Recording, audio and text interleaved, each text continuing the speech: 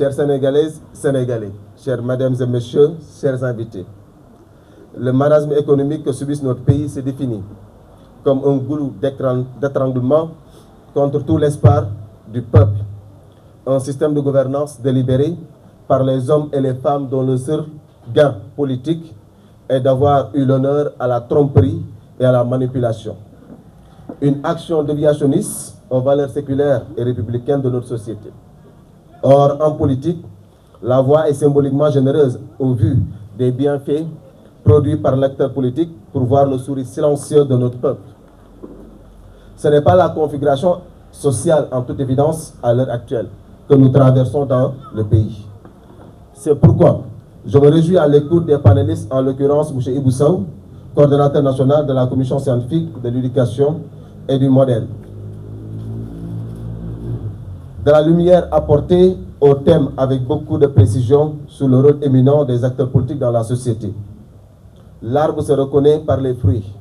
Aujourd'hui, le royaume des Sénégalais se territorialise par le poids démon de la dette, le roublardisme parlementaire, l'accès restreint aux marchés financiers internationaux, d'un défaut de sécurité juridique et judiciaire pour les investisseurs, d'un défaut des règles juridiques par les actes de bonne gouvernance.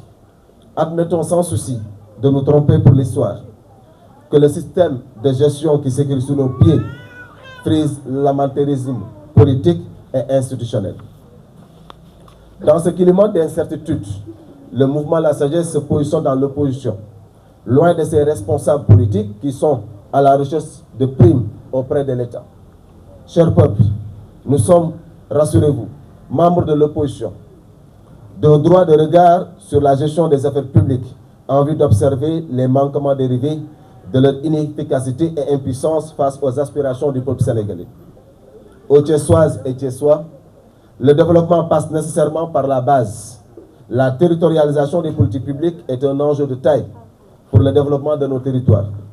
L'impact réel de la politique centrale est supporté par les collectivités locales. Or, nous savons tous qu'en fait, il y a encore beaucoup de choses à faire dans nos localités. Mesdames et messieurs, face à l'essoufflement de l'économie nationale et au déséquilibre de la politique locale, le mouvement La Sagesse se positionne comme une alternative crédible, fidèle à ses valeurs, pour présenter le président M. El Hadji Sow aux élections locales prochaines.